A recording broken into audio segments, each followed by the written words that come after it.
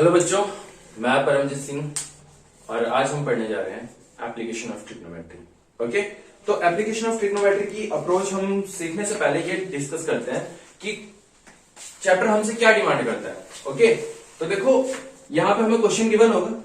Solution part में सबसे पहला टास्क जो होगा हमारा, वो क्वेश्चन को पढ़कर उसका एक डायग्राम बनाना होगा। ओके, तो पहला टास्क आ जाता है डायग्राम बनाना। उसके बाद हमारे पास उसका सॉल्यूशन पार्ट है, फाइनल आंसर। तो इस वीडियो में हम बेसिकली इस डायग्राम पोर्शन पे ही फोकस मारेंगे, ठीक है, कि कैसे डायग्राम बनाना है। जैसे कि आपको पता ही है, अब लास्ट 3 मंथ्स बचे हैं, तो लास्ट 3 मंथ्स में हमारे लिए हर एक क्वेश्चन को टच करना तो पॉसिबल नहीं हो पाएगा, लेकिन हम कोशिश करेंगे कि जितने इंपॉर्टेंट क्वेश्चंस हैं उनको टच करने का और उन इंपॉर्टेंट क्वेश्चंस के थ्रू आपको कंसेप्ट भी अच्छे से समझाने का। ठीक, उसके अलावा जो इंपॉर्टेंट क्वेश्चंस हम करा रहे हैं वो तो करने ही है, जो रेस्ट क्वेश्चंस है वो आपको खुद प्रैक्टिस करने हैं। ओके, और उन क्वेश्चंस के डायग्राम्स बनाने हैं, फिर उनके सॉल्यूशन, जो मैं 4 क्वेश्चंस आपको कराऊंगा, इनके सॉल्यूशंस में नेक्स्ट वीडियो में कराऊंगा। वहां पे हम बेसिकली सिर्फ सॉल्यूशन पार्ट में फोकस मारेंगे। ओके, और अगर आपको कोई डायग्राम नहीं बना पाते हो तो उस डायग्राम को आप मेंशन कर देना कमेंट सेक्शन में, हम नेक्स्ट वीडियो में उसको आपके लिए सॉल्व करने की कोशिश करेंगे। ठीक, तो सबसे पहला क्वेश्चन हम यहाँ पे देख लेते हैं। अच्छा देखो बच्चों, ये एक्सरसाइज जो है इसमें आपके पास 17 क्वेश्चन है, 16 क्वेश्चन है, और जो एक्सरसाइज स्टार्ट होगी ये क्वेश्चन नंबर 7 से स्टार्ट होगी। ठीक है, क्वेश्चन नंबर 7 से लेकर क्वेश्चन नंबर 16 तक हर क्वेश्चन इंपॉर्टेंट है। अब इसके अलावा जो क्वेश्चंस है बेटा, आर एस अग्रवाल आपको कोई बुक्स नहीं लेनी है। ठीक है, हम आपको यहाँ से क्वेश्चन देंगे, जो क्वेश्चन हम देंगे वो ही हमारे ओपिनियन में तो देखो 100% है कि वो ही इंपॉर्टेंट है और वही क्वेश्चन आएंगे भी। अगर एनसीईआरटी से बाहर से पेपर कहीं जाता है तो उन्हीं क्वेश्चंस में से आएगा। ठीक है ना, अगर आप हम पे ट्रस्ट कर सकते हो तो आप उन क्वेश्चंस को करो, रेस्ट आप बुक्स के चक्कर में मत पड़ो, क्योंकि देखो बहुत ज्यादा ना कंफ्यूजन हो जाता है, स्ट्रेस प्रेशर बन जाता है बच्चे के ऊपर बड़ी बड़ी बुक्स देखकर। तो ऐसा नहीं है, सिर्फ सिंपल डायरेक्ट हम एग्जाम पे अप्रोच लेके चलेंगे। ओके ना, एग्जाम को टारगेट बना के चलेंगे। अब ज्यादा हमें यहाँ पे वो करने की, ज्यादा मैथ्स क्रिएट करने की जरूरत है नहीं। ठीक है, तो क्वेश्चन नंबर 7 पे हम आ जाते हैं। ठीक है ना, from a point on the ground, screen पे आपको क्वेश्चन दिख रहा होगा। From a point on the ground the angle of elevation of the bottom and top of a transmission tower fixed at the top of 20 metre hoarding. अच्छा चलो, question पे आने से पहले इसका थोड़ा सा हम अपना माइंडसेट बनाते हैं। ठीक है ना, सिंपल सी बात है बेटा। देखो मैं आपको बोलता हूं, ठीक, मैं आपको बोलता हूं कि लेट्स सपोज आपका घर का गेट है। ठीक है ना, ये कोई भी गेट है, आप उस गेट के टॉप से थ्रेड बांध रहे हो और आप उस थ्रेड को थोड़ा दूर ले जाकर ग्राउंड पे पिन कर दे रहे हो। ठीक है, और वो थ्रेड ग्राउंड के साथ कुछ एंगल बना रही है। तो आप इस सिचुएशन को अपने दिमाग में एक इमेज बनाओ, एक डायग्राम बनाओ अपने दिमाग में। ऑब्वियस सी बात है, अगर राइट एंगल ट्राइंगल आ रहा है तो बेटा लाइक जरूर ठोक दीजिएगा। ओके ना, ये गेट हो गया, ये थ्रेड हो गई, ग्राउंड के साथ एक एंगल पे बनी है, लेट्स से एंगल थीटा। ओके ना, तो ये सिंपल सा एक इसका अप्रोच हो गया। इस टाइप के क्वेश्चन होंगे और उन क्वेश्चन को पढ़कर समझकर आपको इस तरीके के डायग्राम्स बनाने। बेटा राइट एंगल ट्रायंगल ही बनेगा, इस चैप्टर से क्वेश्चन आएगा तो राइट एंगल ट्रायंगल ही बनेगा, क्योंकि ट्रिग्नोमेट्री, देखो ट्रिग्नोमेट्री क्या है आपके पास पता है, आपको राइट एंगल ट्रायंगल में डील करती है। राइट एंगल ट्रायंगल में एक पाइथागोरस थ्योरम होती है जिसमें आपको 2 साइड दे दी जाए अगर, तो आप तीसरी साइड उसकी कैलकुलेट कर पाते हो पाइथागोरस थ्योरम से। लेकिन ट्रिग्नोमेट्री में क्या है, आपको सिर्फ एक साइड दे दे और एक एंगल दे दे तो आप उसकी बाकी 2 साइड्स कैलकुलेट कर सकते हैं। ओके, कैसे कैलकुलेट कर सकते हैं वो हम नेक्स्ट वीडियो में डील करेंगे। यहाँ पे हम अभी बेसिकली अपना फोकस सिर्फ डायग्राम्स पे रखते हैं। ठीक है ना, अच्छा ठीक है। अच्छा, एंगल ऑफ एलिवेशन की, एंगल ऑफ एलिवेशन में आपको समझाता हूँ। एंगल ऑफ डिप्रेशन 2 टर्म्स हमें यहाँ पे देखने को मिलेगी, उसमें कंफ्यूज मत होना। देखो बेटा, एंगल ऑफ एलिवेशन क्या होता है कि सपोज सामने कोई बिल्डिंग है, आप इस बिल्डिंग से एक पर्टिकुलर डिस्टेंस पे खड़े हुए, आप यहां पे खड़े होकर इस बिल्डिंग की टॉप को देख रहे हैं। तो बेटा देखो, पहले आप जब टॉप को देखोगे तो आपकी आईज से सामने बिल्डिंग पर अगर हम एक इमेजिनरी लाइन ड्रॉ करें, वो इमेजिनरी लाइन हॉरिजॉन्टल के साथ, ये बेटा इंपॉर्टेंट पॉइंट है, हॉरिजॉन्टल। ओके, वो लाइन हॉरिजॉन्टल के साथ क्या एंगल बना रही होगी, इसको बोलते हैं एंगल ऑफ एलिवेशन। ठीक है ना, ठीक है। एक टर्म हमारे पास यहाँ पे और आएगा, एंगल ऑफ डिप्रेशन। ठीक है, लेट्स से दिस टाइम ये जो भी, ये सपोज कोई लड़का था, वो ग्राउंड पे ना खड़े होकर किसी दूसरी बिल्डिंग के टॉप से देख रहा है सामने एक टावर के टॉप को। ओके, इस केस में एंगल बनेगा, एंगल ऑफ एलिवेशन की बात कर रहे हैं, तो बेटा ये एंगल ऑफ एलिवेशन यहां से इसके साथ नहीं बनेगा। अगर आप ऐसे बनाओगे तो टोटली गलत है, ठीक है ना। यहां से ये इस तरीके से हॉरिजॉन्टल आपको ड्रॉ करना पड़ेगा, और हॉरिजॉन्टल के साथ अगर ये यहीं पे इसकी नजर अब नीचे जाती है, अब बिल्डिंग के टॉप से देख रहा है तो अभी ग्राउंड पे खड़ा होता तो ऊपर देख सकता था, ठीक है ना। अब इसकी नजर नीचे भी जा सकती है, यहां से ये नीचे भी देख सकता है इसके बॉटम को, ठीक है। लेट्स से यहाँ पे कंप्लीट हो रहा है। तो एंगल ऑफ डिप्रेशन की बात करें तो बेटा ये इमेजिनरी लाइन से आपको उसको लेना है और हॉरिजॉन्टल में मिलाना है। Let's say this is x और we can say depression d. तो ये हो गया बेटा एंगल ऑफ डिप्रेशन, ठीक है बच्चों। Angle of depression, angle of elevation, angle of depression हमने समझा।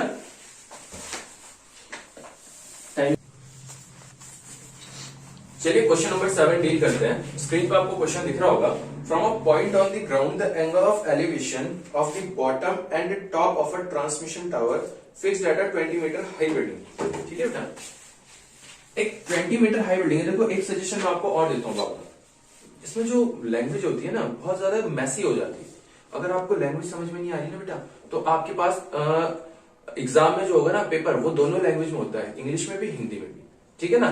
तो आप इंग्लिश में अगर समझ नहीं पा रहे हो तो हिंदी में समझ के उसका डायग्राम बना देना। एक बार आपने डायग्राम बना दिया, उसके बाद सॉल्यूशन की जिम्मेदारी हमारी है। सिर्फ आपको डायग्राम पे फोकस मारना है। सॉल्यूशन मैं आपको गारंटी दे रहा हूं, एक भी सॉल्यूशन आप मिस नहीं करोगे। इसलिए एक डायग्राम की वीडियो में अलग लेके चल रहा हूं, ताकि डायग्राम बनाना आपको बहुत अच्छे से आ जाए, ओके ना। और अच्छा ठीक है,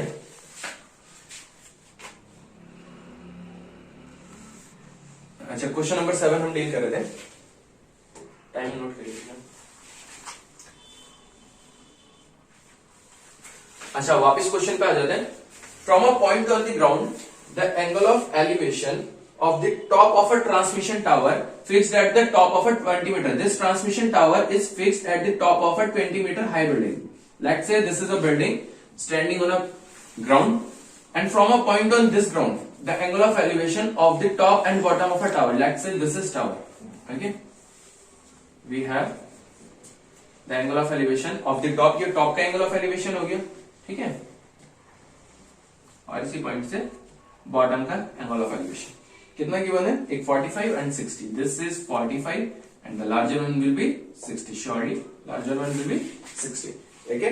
एंड लास्ट में इस क्वेश्चन में हम देखते हैं हमें क्या फाइंड करना। Find the height of the tower. ये हमारा टावर था, इसकी हाइट फाइंड करनी है। Let's say this is H, A B C and D, okay बेटा। मेंशन हमारा डायग्राम कंप्लीट, ठीक है बेटा। अच्छा नेक्स्ट क्वेश्चन जो होगा question number 12, okay. Find it from the top of a 7 metre high building, okay. This time जो angle हम मेजर कर रहे हैं वो ग्राउंड से नहीं कर रहे हैं, from the top of a 7 metre high building the angle of elevation of a top of a cable tower is 60 degree from the top of a 7 metre high building. This is 7 metre high building, ठीक है। इस 7 metre high building के सामने एक tower खड़ा हुआ है, ये रोड आ गई इनके बीच में, ये टावर खड़ा हुआ है।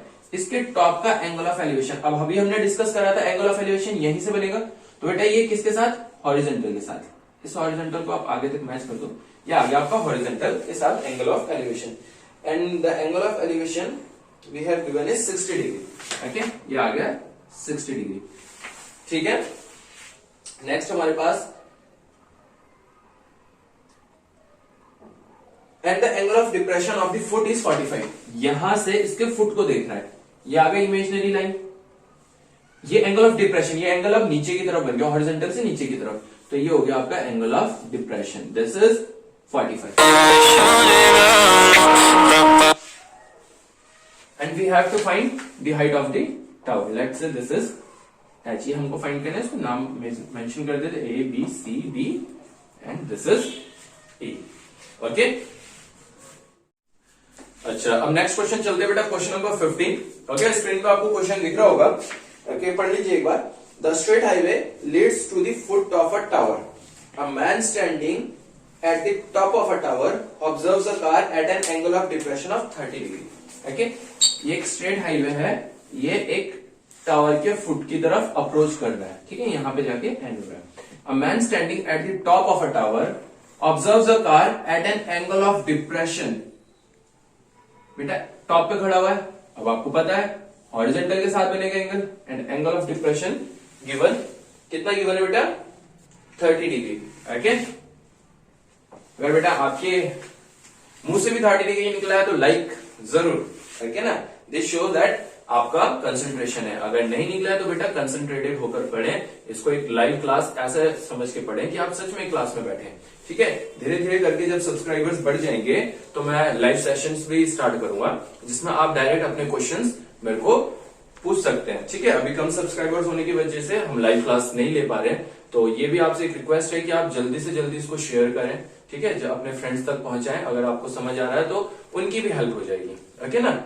अगर हम आपकी हेल्प कर पा रहे हैं तो उनकी भी हेल्प हो जाएगी, ओके। तो जल्दी से जल्दी इसको शेयर करें, सब्सक्राइब करें, लाइक करें, कमेंट करें, ताकि हमारा चैनल जल्दी से जल्दी ग्रो हो, और बेल आइकन प्रेस करें ताकि हर वीडियो अपलोड होते ही आपको जल्दी से जल्दी मिल सके, ओके। ओके, हम क्वेश्चन पे चलते हैं। 30 degree, very good. And next, which is approaching toward the foot of a tower with a uniform speed, okay. 6 seconds later the angle of depression of the car is found to be 60 degree। बेटा 6 second letter, 6 second के बाद car थोड़ा आगे आ चुकी होगी, ये tower की तरफ जा रही है, ओके ना। इसमें लिखा है which is approaching towards the foot of a tower, तो ये टावर की फुट की तरफ जा रही है। और 6 सेकंड बाद the angle of depression is found to be how much? 60 degree, okay ना। तो डिप्रेशन ये यहां से बनेगा ऐसे, और ये हो गया 60 degree, A B C B, ठीक है। Find the time taken by the car to reach the foot of a tower from this point. इस पॉइंट से इस पॉइंट तक क्या टाइम लगेगा वो हमें फाइंड करना है, ओके ना। तो ये आपका क्वेश्चन नंबर हो गया 16। ये फाइनली डायग्राम इतना बनेगा इसका। नेक्स्ट क्वेश्चन पे चलते हैं। तो बेटा 16th क्वेश्चन आपको दिख रहा होगा। The angle of elevation of the top of a tower from 2 points at a distance 4 meter and 9 meter from the base of a tower। ये एक टावर है, ठीक है। इसकी बेस से 2 point, one is at 4 metre and another is at 9 metre, ठीक है बेटा। One is at 4 metre and another is at 9 metre. और यहां से जो एंगल ऑफ एलिवेशन बन रहे हैं, ठीक है, these angles are complementary with each other। Let's say this is theta and this is x। और complementary का मतलब क्या होता है कि इन दोनों एंगल्स का सम कितना है? 90 डिग्री है, ठीक है बेटा। Then you have to prove that the height of the tower is कितना? 6 metre, okay। We have to find the height, simply we have to find the height and वो बेटा 6 मीटर ही आएगी। Then हम लिख देंगे कि hence it is proved। बच्चों ये हमने कुछ क्वेश्चंस डिस्कस करे। अब ऐसा तो नहीं है कि यही 4 क्वेश्चंस हैं, ठीक है ना। आपको और क्वेश्चंस भी ट्राई करने हैं। ये क्वेश्चंस कुछ ऐसे थे जो इंपॉर्टेंट क्वेश्चंस हैं, थोड़ा डिफिकल्ट भी हो जाते हैं कभी कभी, है ना, समझने के लिए। और बाकी क्वेश्चंस आपको खुद ट्राई करने हैं। मैं कुछ इंपॉर्टेंट चीजें आपसे, जब आप डायग्राम्स इसके बनाओगे रेस्ट ऑफ द क्वेश्चंस के, कुछ इंपॉर्टेंट चीजें आपसे डिस्कस कर रहा हूं। अगर आपके डायग्राम्स ऐसे लिखेंगे तो वो कहीं ना कहीं गलत होंगे। देखो बेटा, इस हमने जितने भी अभी तक ट्रायंगल्स ये डायग्राम्स बनाए हैं, आप एक बार अगर उन्हें दोबारा देखोगे तो आप देखोगे कि हमेशा उसमें 2 राइट एंगल ट्रायंगल बन रहे हैं। एक ये राइट एंगल ट्रायंगल और एक ये राइट एंगल ट्रायंगल, ओके। सबसे पहली चीज, क्वेश्चन नंबर 7 के बाद आप जितने भी क्वेश्चन करोगे उसमें 2 राइट एंगल ट्रायंगल बनने चाहिए, ओके। देन एक चीज याद रखना बेटा कि उनका कोई ना कोई पॉइंट कनेक्टेड होगा।